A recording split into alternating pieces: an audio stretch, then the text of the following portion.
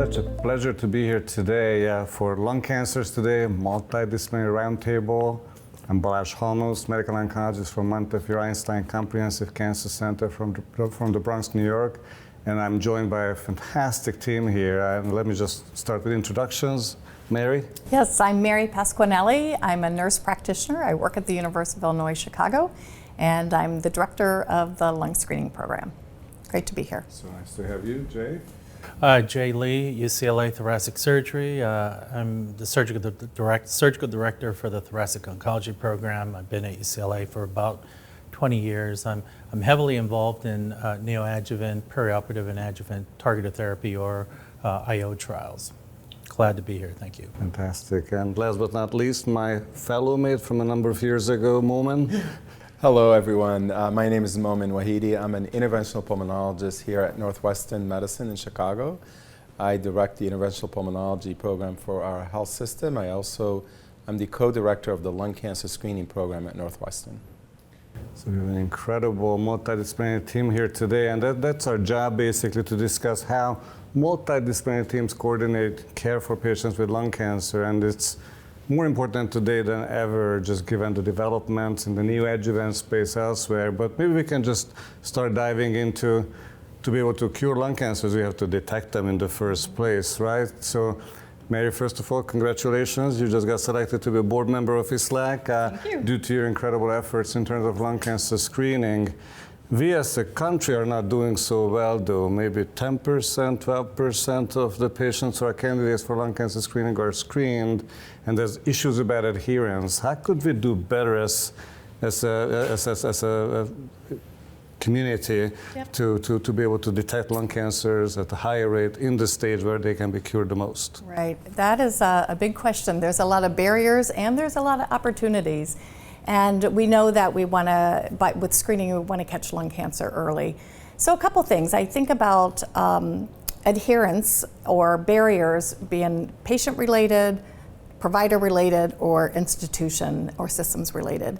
And one of the big things is building structure around this in order to have an increased adherence rates. So what we have done at the University of Illinois is we have changed how we do things with the opportunities of building capacity around our lung screening program. So we have now done proactive scheduling. So no matter where the patient is, the order is placed, the nurse navigator or the nurse coordinator reaches out to that patient. And then we have improved our ordering to be sure that the physicians are ordering things correctly. And then with our patients, we know that transportation is a big barrier, and so now with the grant, we are providing transportation to them. And once we have put the systems in place with a really good coordination of care from that first scan through every scan every year, we have increased our adherence rates from 40% to 90%. So I think it's a lot about the systems that you put in place into your program. Sounds like you built a fantastic program. Jay, Momen, anything to add in terms of, do you see these efforts ultimately be fruitful? Are we starting to do better? Yeah, no, I agree with Mary. I think it's challenging to get our patients who are eligible for lung cancer screening to come to us and get screened. And part of it is we're asking a lot from the primary care providers who see the patients for all the potential preventive measures. And frankly, lung cancer screening is a bit complex. It's not as straightforward as an age criteria like for colon cancer.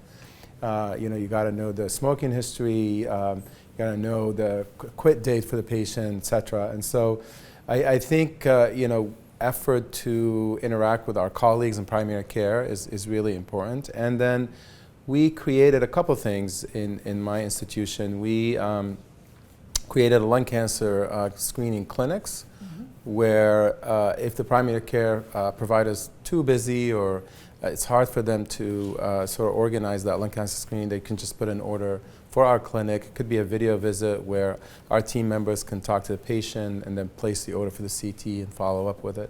And the other thing is how to find these patients, lung cancer screening patients, eligible patients. So what we've done is we ran a search in our electronic health records and put the criteria, the smoking, the age, and also said you can't, the patients who have not had a chest CT in the last year. Obviously, it's not going to be perfect. We're going to have some errors. It depends on a really accurate smoking history in our electronic health records. But we found about 3,000 patients or so that are immediately potentially eligible, and we're going to reach out to them via our electronic health records, educate them about the opportunity for lung cancer screening. So we're about to launch that right now. We'll see how many of them will. I love that. We are launching the same campaign here at UIC. So. Yep. Great minds think Yep. alike. Yep. Fantastic. So let's hear how the California minds they think. Well, at UCLA, we're fortunate to have Denny Aberle, who was the PI for the NLST trials. So radiology is very actively involved. Radiology has clinics for lung screening programs, and we also have peripheral clinics for pulmonologists, and some thoracic surgeons do screening. So we have both a centralized as well as a peripheral clinic model. I think this is a great opportunity where AI could identify through the EMR high-risk patients and really streamline who are the high-risk and eligible patients for screening. And I think that access is also a barrier. Similar to how the EMR tells you when you're due for your annual physical exam or your vaccination or whatever it may be, I think it would be nice to have automated systems like that to identify and alert to patients that they're due for an annual screening CT. So.